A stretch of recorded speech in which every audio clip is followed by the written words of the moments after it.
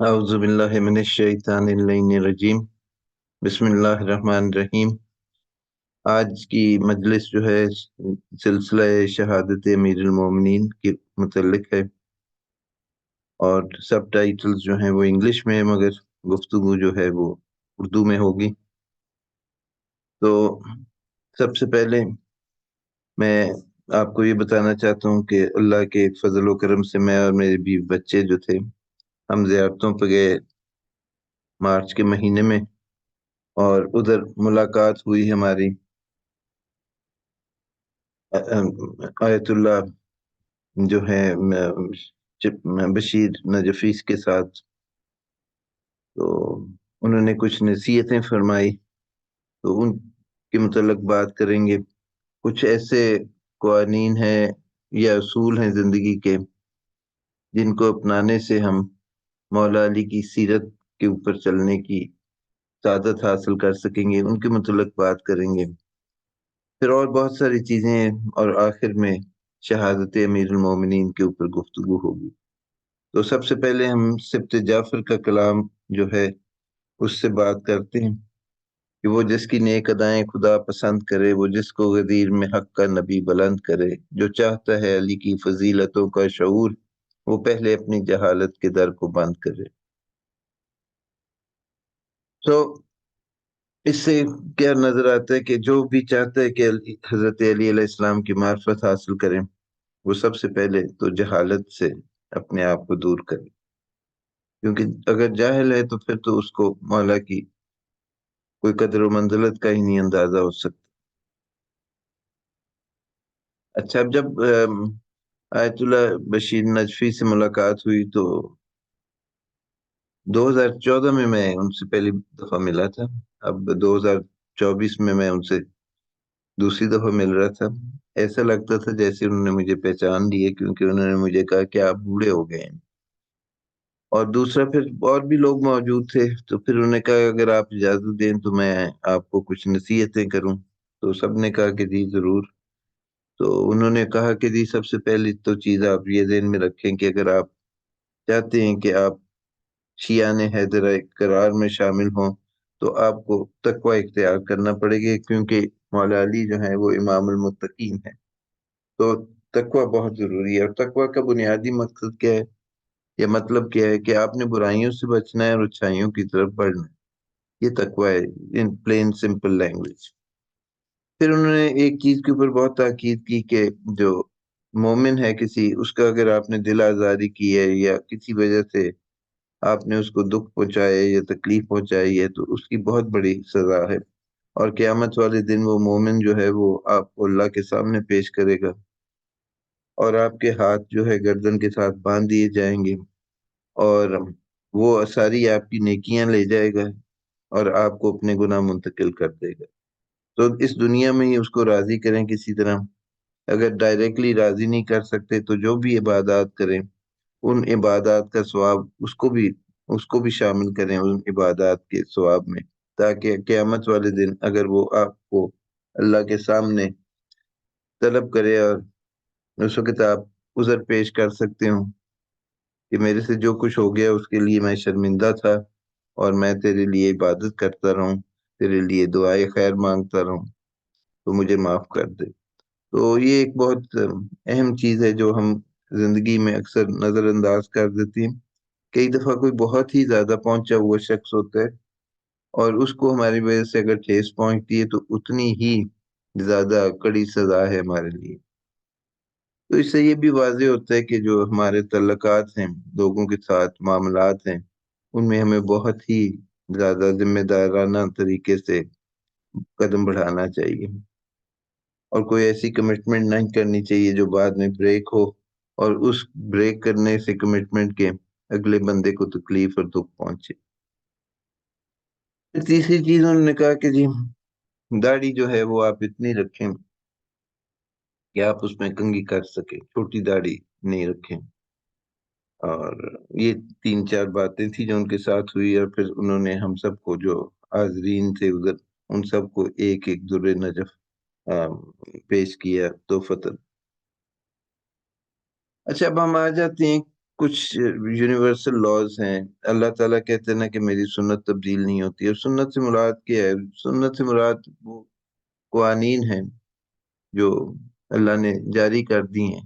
اگر ہم ان کے اوپر عمل کریں گے تو ہم کامیاب ہوں گے، اگر ہم ان کے اوپر عمل نہیں کریں گے تو پھر ہم ناکامیاب ٹھہریں گے، خسارے میں ہوں گے.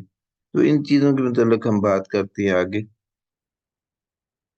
سب سے پہلے سورہ تغابن جو ہے، اس میں یہ دیا گیا ہے: او you who believe, lo among your wives and your children there are enemies for you. یعنی تم مومنو، تم جو تمہارے درمیان تمہارے بیوی بچوں میں اولاد میں تمہارے دشمن ہیں، تو ان کے متعلق ذرا خبردار رہو اور ان کو معاف کرو، ان سے درگزر کرو، اور ان سے کوئی بدلہ نہ لو. بے شک اللہ بہت رحم کرنے والا اور معاف کرنے والا ہے. تو اس سے ہمیں کیا سبق ملتا ہے؟ اس سے ہمیں سبق یہ ملتا ہے کہ کئی دفعہ ہماری اولاد ہماری دشمن بن جاتی ہے، کئی دفعہ ہم اپنی اولاد کے دشمن بن جاتے ہیں.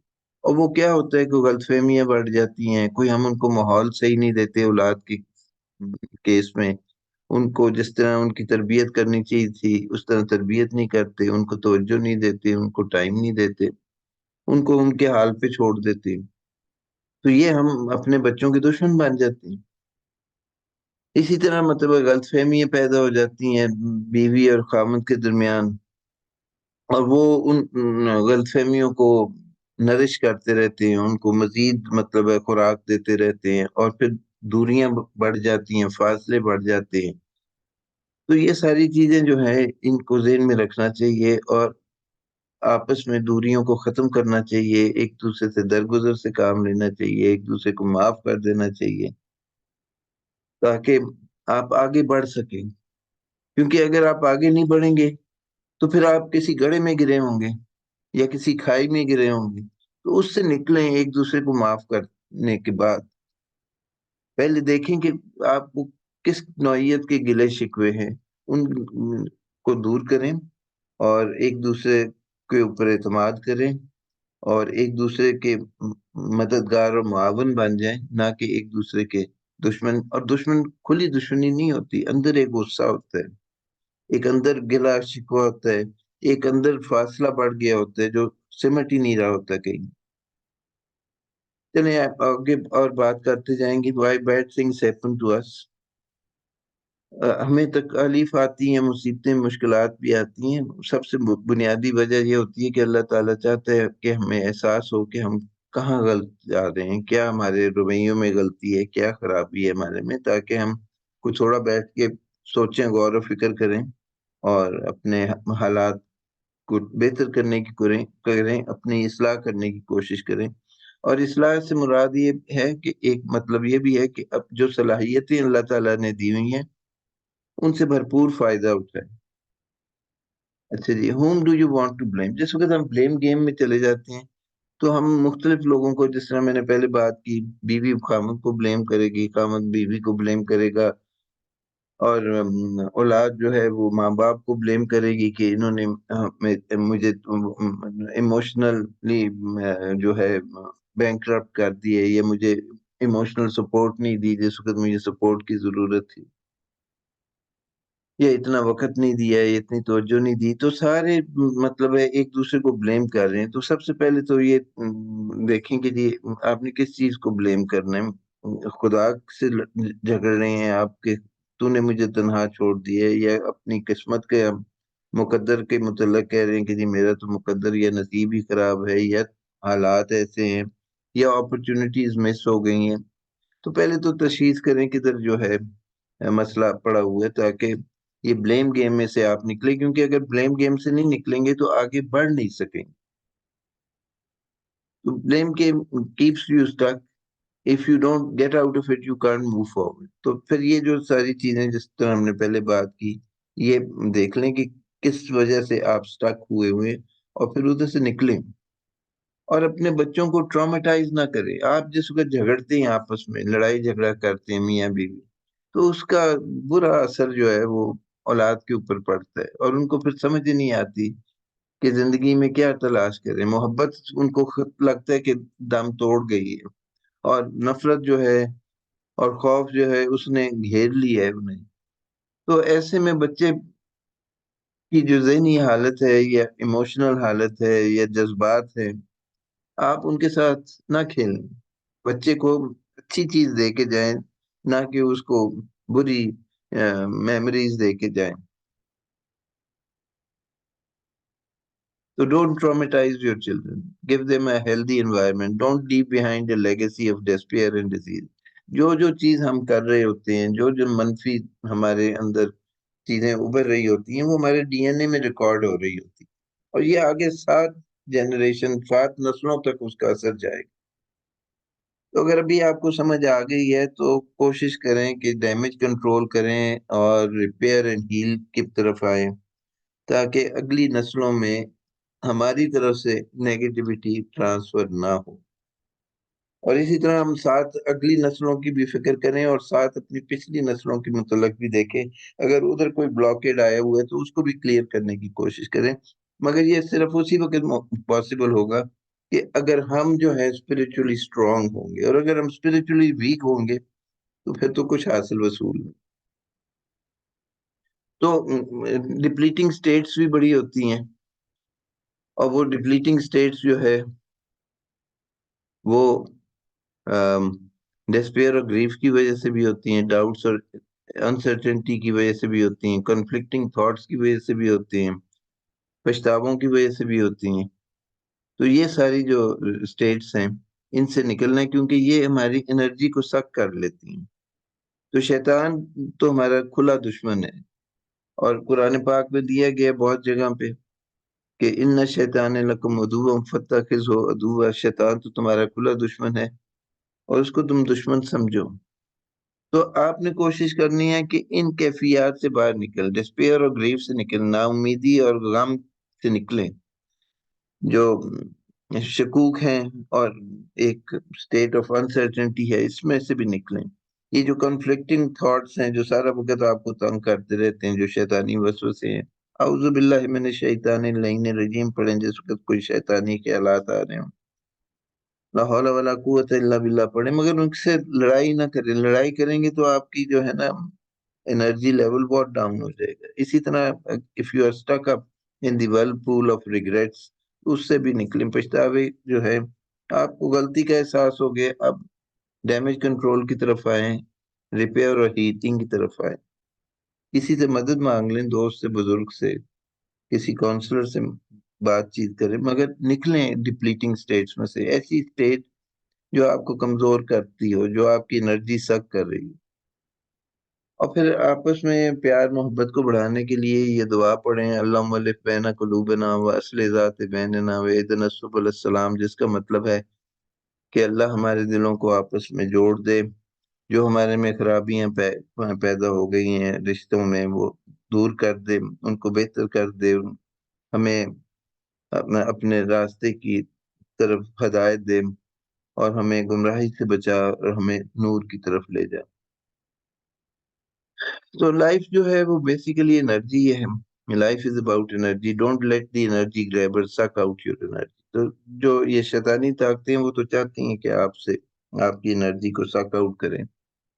تو کوشش کریں کہ جتنی منفی رجحانات ہیں ان کو نکالنے کی دھیرے دھیرے کریں اپنے سسٹم میں، اور ایک دوسرے کو معاف کر دیں، درگزر سے کام لیں، تاکہ آپس کی رنجشیں آپ کو کمزور نہ کرتی ہیں.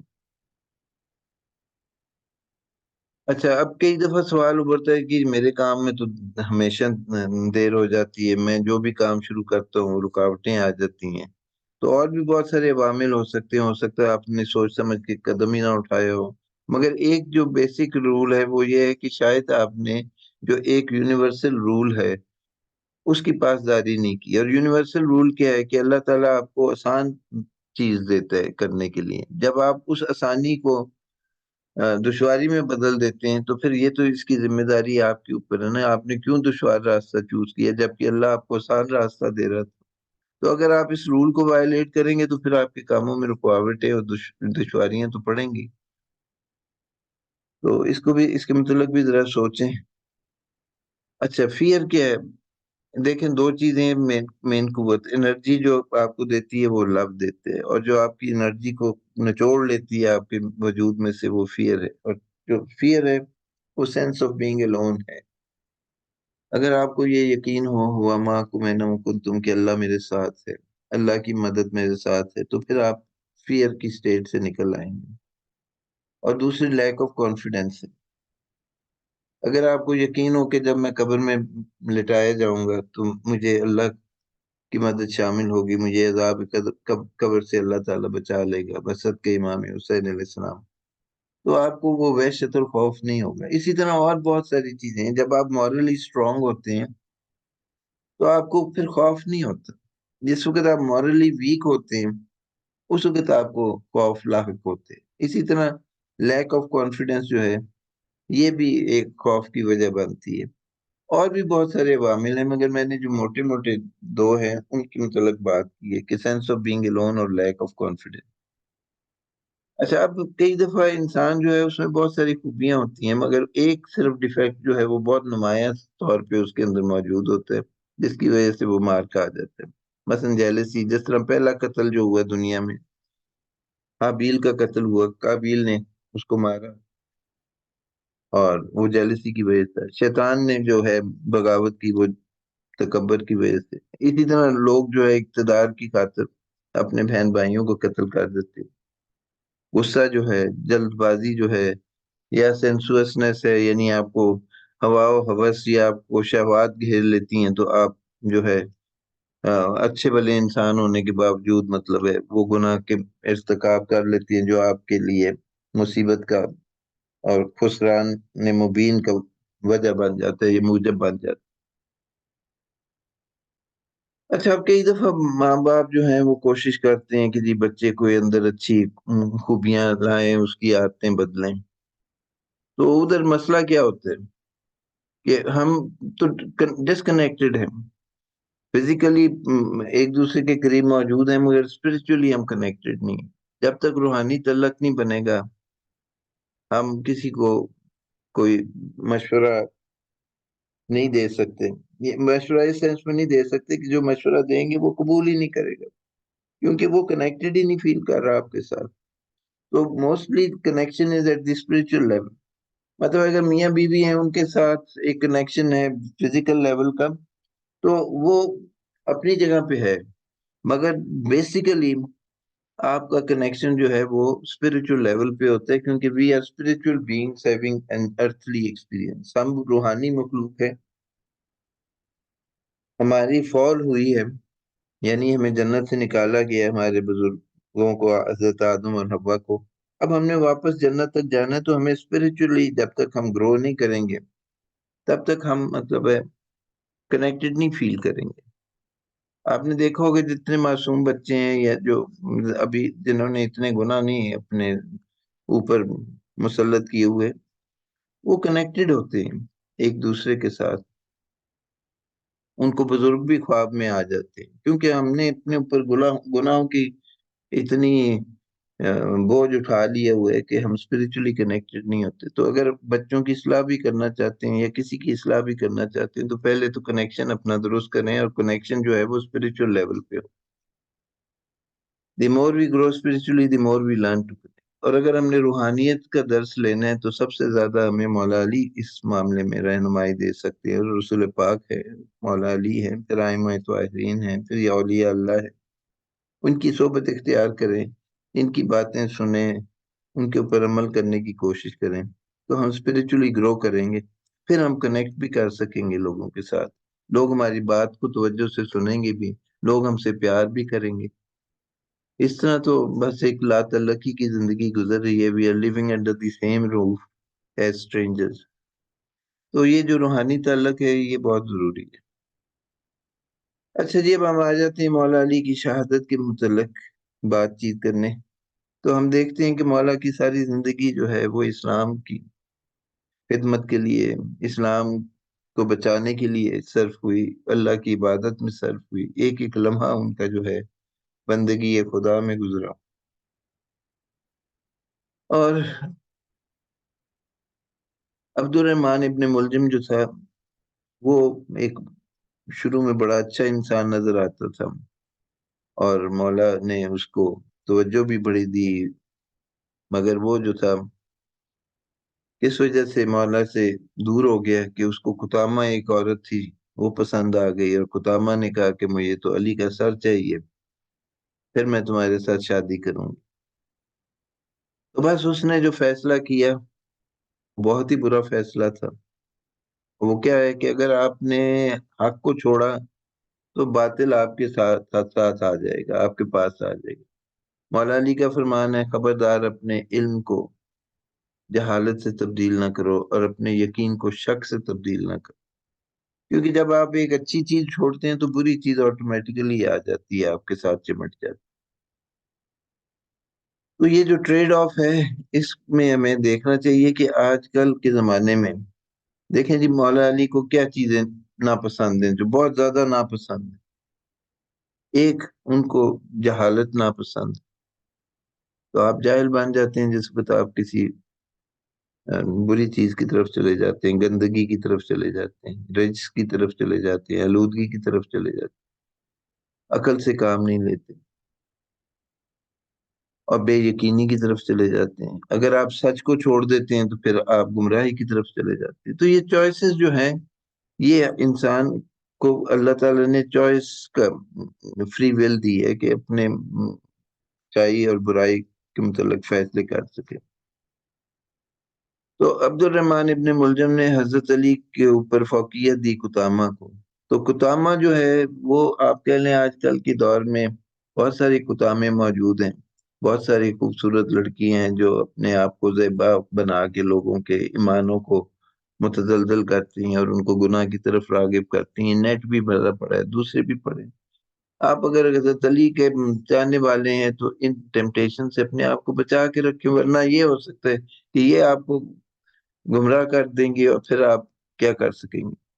تو جس طرح مطلب ہے، کوئی تکبر کی وجہ سے مارا جاتا ہے، کوئی جیلسی کی وجہ سے مارا جاتا ہے، کوئی سینسوس پلیئرز کی طرف سے مارا جاتا ہے۔ تو یہ جو سورہ البقرہ میں کی آیات ہیں، اس میں یہی دیا گیا کہ یہ لوگ جو ہے انہوں نے اچھائی کے بجائے برائی کو ترجیح دے دی، اور آسانی کے بجائے دشواری کی طرف چلے گئے، اور یہ کتنے زیادہ جو ہے پرجوش ہیں جہنم میں گرنے کے لیے۔ تو اللہ تعالیٰ ہمیں ایسے فیصلوں سے بچائے، اور ہمیں اپنی جو ہے نا آنکھوں کی، اپنی سماعتوں کو بچا کے رکھنا ہے، اپنے دل کو، تاکہ ہماری دلی کیفیت جو ہے، ہماری قلبی کیفیت جو ہے وہ بہتر ہو۔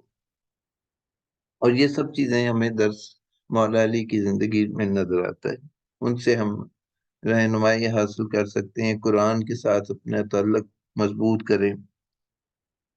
تو وہ تو ہے ہی شاہ مرداں، شیر یزداں، قوت پروردگار، لا فتح الا علی، لا سیف الا ذوالفقار، پیرا نہ کر سکا مجھے جلوہ دانش اہل فرنگ، سرما ہے میری آنکھ کا خاک مدینہ ہو نجف، کی محمد سے وفا تو نے تو ہم تیرے ہیں، یہ جہاں چیز ہے کیا لوح و قلم تیرے۔ تو سب سے بڑی بات یہ ہے کہ لائلٹی شو کریں۔ ہم تو مائل بکرم ہے، کوئی سائل ہی نہیں، راہ دکھلائیں کسے، کوئی راہ روئے منزل ہی نہیں۔ اللہ تعالیٰ ہمیں توفیق دے کہ مولا علی کے زندگی کے نقش قدم پہ چل سکے۔ اور جب آخری رات تھی، 19ویں شب تھی، حضرت بی بی ام کلثوم کے گھر میں مولا علی تشریف فرما تھے۔ آپ کو سحری کے لیے یا غالباً افطاری کے لیے جو پیش کیا گیا، اس میں 3 چیزیں تھی۔ مولا نے کہا روٹی تھی، جو کی روٹی تھی، نمک تھا، دودھ تھا۔ مولا نے کہا کہ دودھ کو ہٹا لو، تمہیں پتہ ہے کہ میں ہمیشہ ایک یا دو سے زیادہ بڑھ کے کوئی چیزوں سے اپنا شکم نہیں بھرتا۔ تو اس رات مولا بے چین تھے، آسمان کی طرف بھی دیکھ رہے تھے اور کہہ رہے تھے کہ ہاں یہی رات ہے جس کا مجھ سے وعدہ کیا گیا۔ اور پھر آپ جس وقت گھر سے نکلے تو بدخو نے آپ کا دامن پکڑنے کی کوشش کی، مولا مسجد میں داخل ہوئے، ادھر ابن ملجم لیٹا ہوا تھا، الٹا لیٹا ہوا تھا، اس کو بھی جگایا، نماز پڑھو۔ پھر جب آپ سجدے کی حالت میں تھے تو اس ملعون نے مولا کے سر پہ اپنی تلوار سے وار کیا جو زہر میں ڈوبی ہوئی تھی، اور مولا کو ضربت لگی اور آسمان سے آواز آئی، سزا لوگوں نے سنی، قتل امیر المومنین، مولا امیر المومنین قتل ہو گئے، انا للہ و انا الیہ راجعون۔ جس کے ضربت لگی تو مولا نے کہا اس تو پھر رب کعبہ، کعبہ کے رب کی قسم علی کامیاب ہوگی۔ یا اللہ ہمیں توفیق عطا فرما کہ ہم مولا علی کے وفادار اور صحیح معنی میں شیعہ ثابت ہوں، تقوی اختیار کریں۔ ہم پرسہ دیتے ہیں امام زمانہ کو شہادت امیر المومنین پر، اور اہل بیت کو شہادت امیر المومنین پر، کیونکہ مولا کی وفات کے بعد، مولا کی وصال کے بعد اہل بیت کے اوپر مزید امتحانات اور ابتلا اور آزمائشیں آنے شروع ہو گئی، کیونکہ 20 سال کے بعد کربلا کے واقعے میں منتج ہوئی۔ یا اللہ ہمیں سوائے غم حسین کے اور کوئی غم تھے۔ اللہم صلی علی محمد وآل محمد، ربنا تقبل منی انک انت السمیع العلیم وتب علینا انک انت التواب الرحیم۔ اللہم صلی علی محمد وآل محمد۔